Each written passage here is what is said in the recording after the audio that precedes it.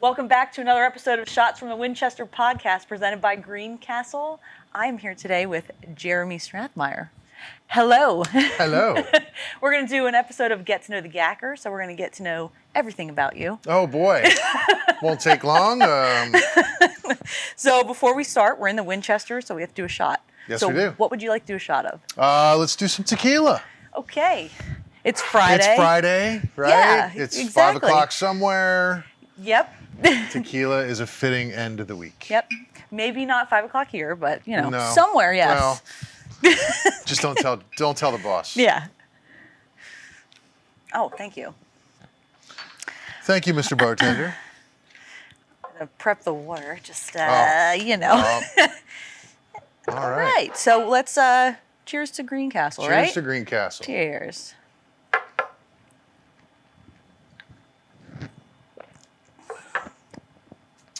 It's always good. Honestly, every time I do that, I have like a little panic before. Then I do it, and I'm like, oh, it's actually good. I gotta all take a good. drink after. It's all good. Okay, so part of getting to know you, we're gonna start with what do you do at Greencastle? Ooh, well, what don't I do at Greencastle? That's It feels true. like I'm a jack of all trades, master of none here. So no, I'm a senior director. I manage one of our Fortune 500 clients. And we have multiple teams working for the client, and it's really cool to watch all the different impacts we have in different areas of each of our clients, but mine specifically. So it's pretty neat. So I manage the client relationship. I manage the all the professional development within all the team members, and then from a Greencastle perspective, I help kind of lead the overall company and try to see the goals come to fruition. Yeah. So reading between the lines, he's kind of a big deal. Yeah. I mean, you are. So how did you get to Greencastle? Like, how'd you find out about it?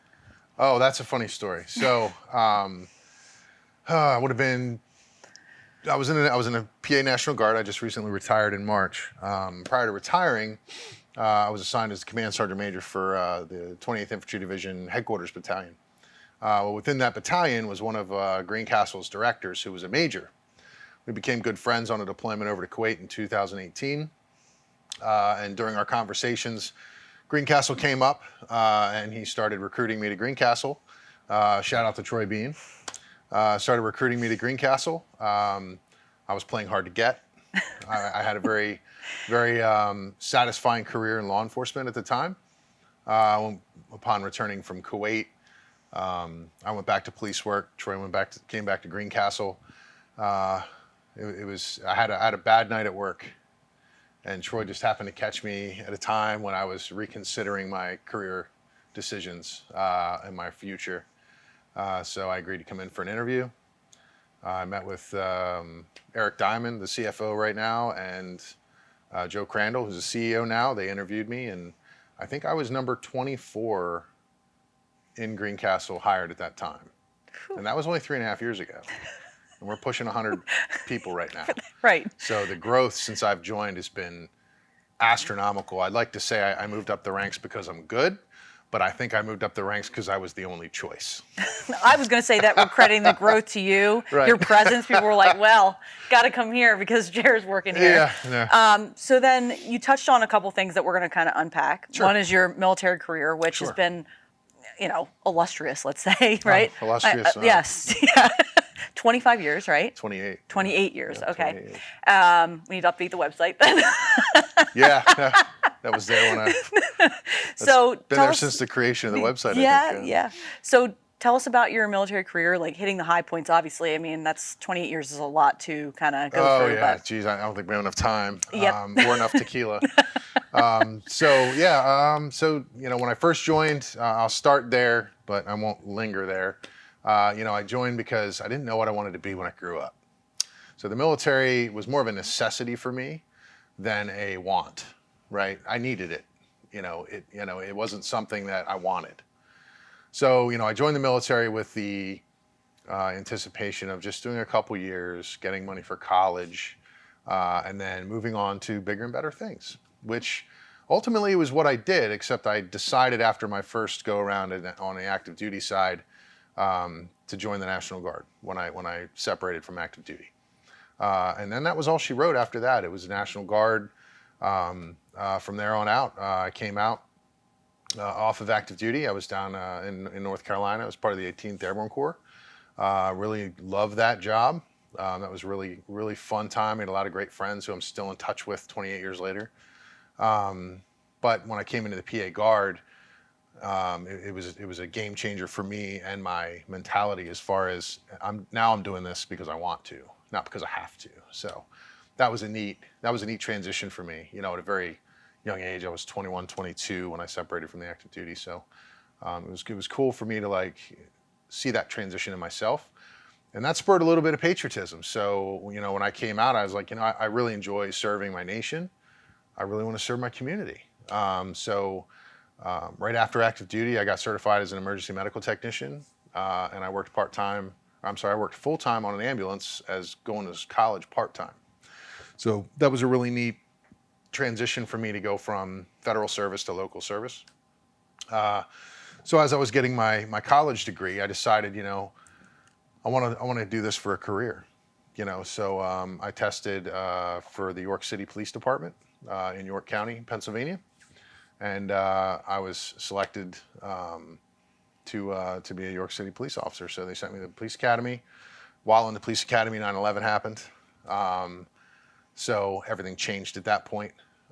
So the beginning of my law enforcement career also marked the beginning of my deployment career with the military. So during my police career, I did 3-year-long tours over the Middle East. And then I would come home, go back to my police work, and then get deployed again somewhere else, and then come home, go back to police work, get deployed somewhere else. So both careers complemented each other. You know, I don't regret, you know, anything with either of my careers. They've both taught me a lot, made me who I am today. So it's been a lot of fun. You know, I stayed at York for 14 years and decided to retire from there early to move to a new department over in Lancaster where I live. And I worked there for 4 years, Northern Lancaster County Regional Police Department. Great group of people. I really love that job. It was really hard for me to leave to come to Greencastle, but again, no regrets. So we'll backtrack a little bit Sure. because there's a couple questions I have about some of your military career. So you had mentioned that you've had, I think, 7 MOS. Is that correct? Yeah, it's 7 MOSs. So talk through that and like the thought process of switching. Oh boy. So the first couple were, well, honestly, all of them, except for one, was not my choice. So, you know, I joined the Army. I was infantry. I was in a mechanized unit with Bradleys. So, you know, obviously I got 11 Hotel, which was anti-armor. And I also got 11 Mike, which was Bradley at the time. I don't think that one exists anymore. And then I was also 11 Bravo. So those were 3 of my first MOSs. And then when I first joined, I was a reservist. I tried college, it didn't work for a semester. Then I went active duty. So when I went active duty, in order to get an airborne contract, they wanted me to reclassify to artillery, which I did. So I went to 13 Bravo school, got that MOS, some OJT. I got the 13 Fox MOS as well because of my infantry background. And my knowledge with artillery kind of complemented each other. And then there was one wayward MOS I had in the middle. It was 57 Echo, which was a shower specialist. So here I am, this HUA infantry artillery airborne guy, and I got this shower specialist MOS tied to me. So I have that. And what is that? Sorry to interrupt you. That is a quartermaster MOS where you go out and set up field showers for soldiers. Right. So I was in the Army Reserve for a very short time. And during that time, they got rid of combat arms in the reserves. So I was an infantryman. They got rid of the infantry. So the reserves wasn't going to let me go to the Guard. So they put me in this quartermaster unit as a shower specialist. And I spent a very short time there until I went active duty and went back to combat arms. which was the catalyst of why I went active duty. I was not going to spend 8 years setting up field showers. Not that there's anything wrong with that. Right, sure. But, it just wasn't my cup of tea. So, yeah. And then the last MOS I achieved was combat medic. So right before 9/11, I decided to use my EMT skills, become a combat medic in the military. So I did that, and all of my deployments were as a combat medic after that. So that's what I did in Iraq. Wow. Yep. So fun fact about that you told me about AIT. Yeah. You went into AIT and left growing an inch and gaining weight, right? Which is Yeah, not it was typical. Absolutely crazy. So, in basic training, you have, the drill sergeants are in the chow hall with you, and they're yelling at you, eat faster, eat faster, eat faster. And then you got that poor table over in the corner. It's all the heavy kids, right? It's all the ones that they need to lose weight, right? And they're over there and they got their little muffin for breakfast, and everyone else has their eggs and bacon and toast and everything, and they're going to town, and there's these poor kids in the corner that have to lose weight just eating their little bran muffin, Well, my sadistic drill sergeants wanted me to put on weight because I was 6'4", 150 pounds. Oh my God. So to give you perspective, that is 100 pounds lighter than I am right now and almost the same height. Right. So can you imagine how I must have looked as, in basic training? So their goal was for me to gain weight. So they would give me 3 or 4 portions of food at each meal and yell at me while I ate. Well, the sadistic part of it was they would make me sit at the heavy kids table. So here I would sit with all this food around all these kids that had to lose weight eating a bran muffin, and I'm just shoveling food in my mouth as the drill sergeant sitting there yelling at me. So this was every meal. I'd never been more hungry between meals in my life. My metabolism was going so fast. I must have been eating 8,000 or 10,000 calories a day, at least. That's a dream. Yeah, right. It was unbelievable. So when my parents came to pick me up after AIT at Fort Benning, I was 210 pounds and I grew an inch. And this was only August, September, October, November. So it was only 4 months that this happened. So it was pretty significant. So my parents didn't even recognize me when they showed up. They walked right past me. Wow. Didn't recognize me at all. And I was like, Mom, Dad? And they turned around, they're like, oh my gosh, like what happened to you? Fortunately back then it was 60 pounds of muscle where, as you get older, it's not muscle anymore. It's more, it's more a fuel tank, so yeah. Wow, I can't explain how you grew an inch. Like I'm not, like typically when people are putting on mass, they're not like growing taller either. So that's pretty. It's pretty good. And fun fact, after that I grew another inch. So. Okay. So I ended up growing 2 inches after I went to basic training. But so your official height now 6'6". is 6'6". Yeah. So like the tallest person at GAC by a long shot. Well, not by a long shot. I think Tom's 6'4". Yeah, Tom is pretty tall. Yeah, Tom's pretty tall. So yeah, but. I might be the shortest one here, so. You might be. Well, another fun fact, my wife is 4'10", 4'9". But just in case she watches this, she's hopefully we can insert a little very picture. short. So yeah, she's very short. So that's cute. Yeah, it's cool. Oh, good.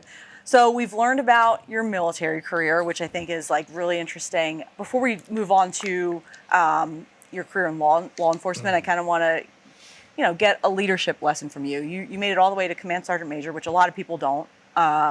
What's one leadership lesson you would give to, the audience, people here, whoever? Be a servant leader. Be a servant leader. Don't do it for yourself. Do it for everyone else. Leaders eat last, right? It's a great lesson I learned from a mentor of mine, General Gronsky, who was here today. Leaders eat last, and what that means not only in the obvious sense of that phrase, but it also means worry about everybody before you worry about yourself, right? So I want to make sure that everyone's taken care of, and I want to go out of my way to make sure I have provided everything I possibly can to those that rely on me for leadership. So for me to come into work every day I don't come into work for myself. I come into work for everyone that works for me, right? So I come in to make sure that they have what they need, they're empowered, they have the support. And at every meeting, I let them know that I work for them, they don't work for me, right? So you tell me what you need me to do. And I think that's an important lesson to learn at every leadership level, whether that be corporate, military, law enforcement. Because law enforcement and military, specifically where my experience lies, tend to promote bad people. Not all the time. There's a lot of great leaders, but there are certain instances where, people that don't have the right traits or values get promoted into higher positions. And that breaks my heart.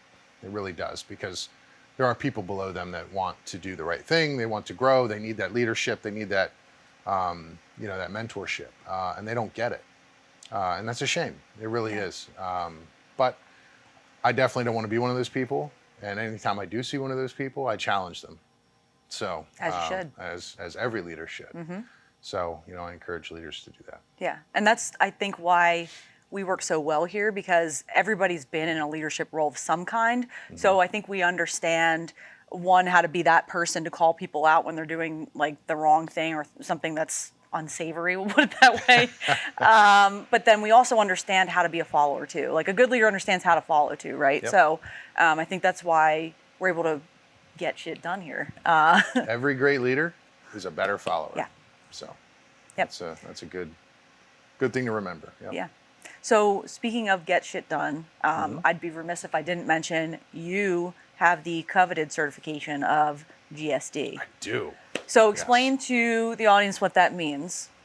Well, in my particular case, I was the guinea pig for the program, so I have the honor of being the first one to get the GSD certification for Greencastle. So the GSD was a product of our senior leadership team, Joe, Eric, and Troy, coming up with a way to recognize the elite within the company, right? And it was a way of saying, okay, you've met all these different blocks of training, you've got all these different certifications, you have applied these certifications with a client, and you have received positive feedback from a client regarding all these different things. So you have to prove all that.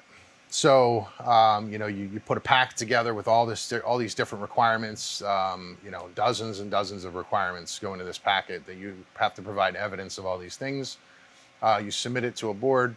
You go in front of a board. You get peppered with questions, and then the board decides whether or not you're worthy of gaining the certification. So anybody can go to a PMP course, take the PMP certification test, pass it, and be project management professional certified, right?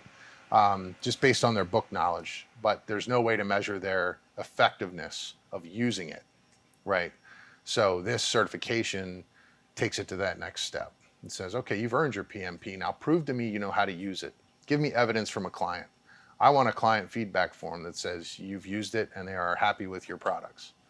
So that's what the GXP does, or the GSD does. It really kind of validates all the training that you've gotten, the formalized training. All those little letters behind your name aren't just letters. They have something, in addition to just being letters. So it's cool. Yeah, it is cool. And were you the first one? I was.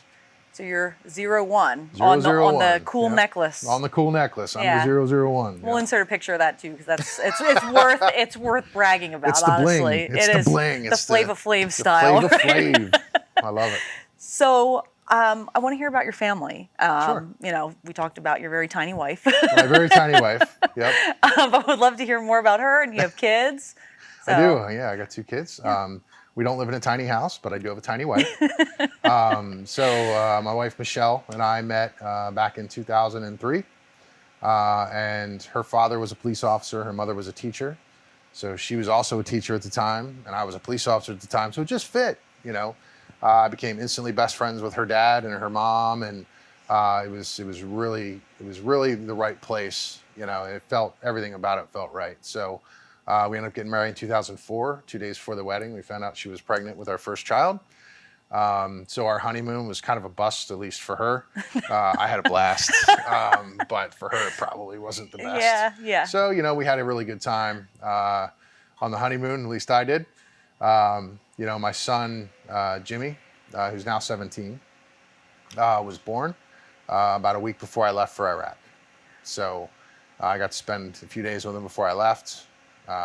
Went to Iraq. It was an 18-month deployment. That was tough. I really didn't get to know him until he was already walking. So it was Wow. kind of a unique position to be in. But she had the love and support of her parents, which was great. They lived very close, and they made sure that she was taken care of. So got home from that. Wasn't home long before she was pregnant with our second child. And then he was about a year and a half old, I think, when I got deployed the second time. So now she's home by herself with 2 young children, and I'm off again for another year. Got home from that, and I was home, fortunately, for about 8 years before I got deployed again. So by then they were more self-sustaining, and they were able to kind of take care of themselves a little bit better. And by now my wife was a pro, so Yeah. she was able to take care of everything. So yeah, so I have 2 boys, 17 and 15, Jimmy and Ryan, and my wife Michelle. So kudos to Michelle for not only being a military spouse, which is in itself challenging and difficult in so many different ways, but she was also a law enforcement spouse, right? So like that's also tough, right? So like she had the 1-2 punch there. So kudos to her and all law enforcement and military spouses. 'Cause that's a tough job. It is. So It is. yeah, I give her a lot of credit. Yeah, she's definitely strong, and she's definitely earned a good retirement someday. So that's what we're working towards. Yeah. I don't want to skip over the law enforcement stuff. Give us like one, maybe lesson learned, cool story, something you want to talk about. You had 18 years, right, in law enforcement, and you were doing things like SWAT team, and were you a patrol sergeant, I think? Yep. Yeah, I was a patrol sergeant. I did a lot of time as a field training officer. That was probably my favorite role of everything, was being an FTO, because I really loved connecting with the young folks coming in, because police work really is a young folks game. It, especially if you're on patrol, that's definitely something that as you get older, gets a lot more difficult to do when you're doing swing shifts. You're wearing all that equipment. You're in and out of a car. You're doing all kinds of physical training and things like that. So to be able to groom the new generation coming in was probably the most satisfying job I had in the police department. And I was a field training officer in both departments I worked at. So it was definitely something I sought out. And it was just neat to pass on that knowledge. And I feel like the knowledge I had gained through experience and that I was able to pass on to the next generation really allowed me to, just give back and keep the tradition going and keep the knowledge base going. And it was pretty cool. Well, thank you for your service, both for military and for that, because it is a tough job, and you did both. So I did. You know what? I commend all of our military and all of our first responders out there for what they do, because it's a very thankless job. And ironically enough, tomorrow morning I'm giving a speech in Lancaster at the Lancaster County Veterans Memorial, and my topic is on patriotism and how it's diminished over time in regards to the military and first responders after 9/11. Yeah. So yeah. Yeah, and that's when you think back to, September 12th of 2001, at the way that the country was and the patriotism. You're right. We were at an all-time high, united together, and that, it's kind of like, I don't know, people miss that, I feel like, Yeah, for sure.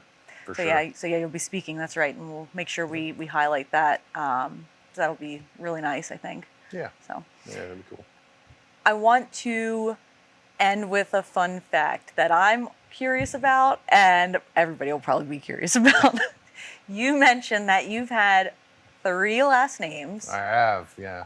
Please explain that. So I had a very colorful childhood. Let's put it that way. So my sister and I, grew up with, with a mom who, was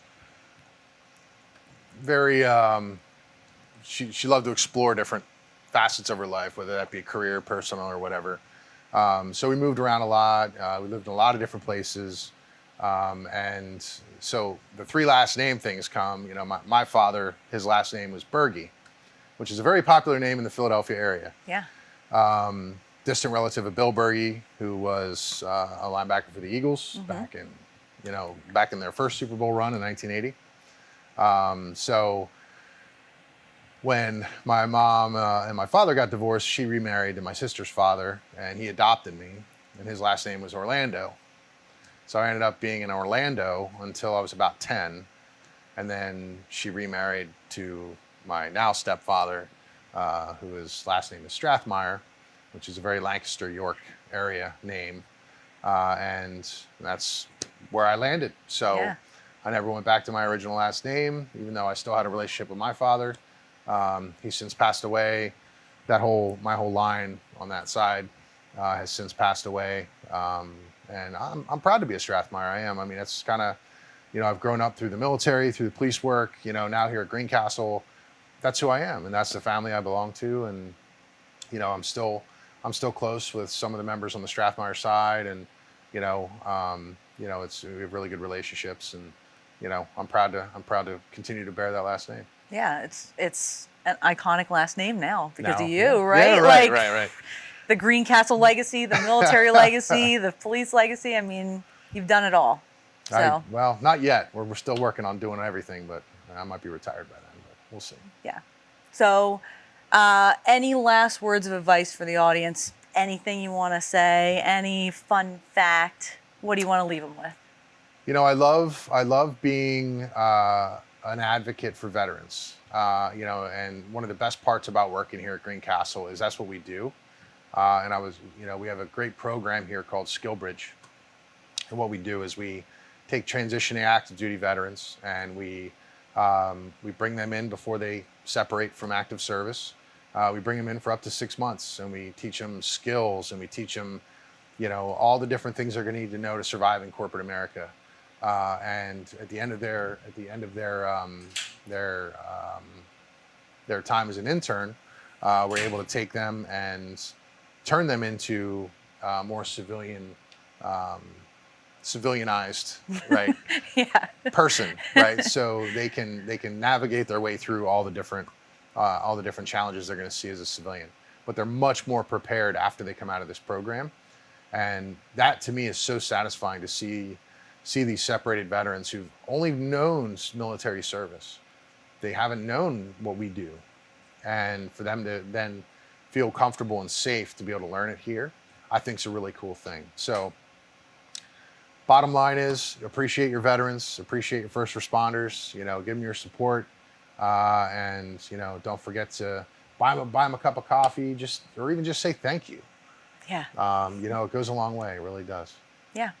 So Totally agree. Great advice. awesome. Jared, it was really nice to sit and talk with you, learn about you. We'll maybe have you back on because there's so many other things to unpack about you, and you're a legend. So Oh, legend, yeah. total legend. Yeah. Yeah. Thank you so much. You bet.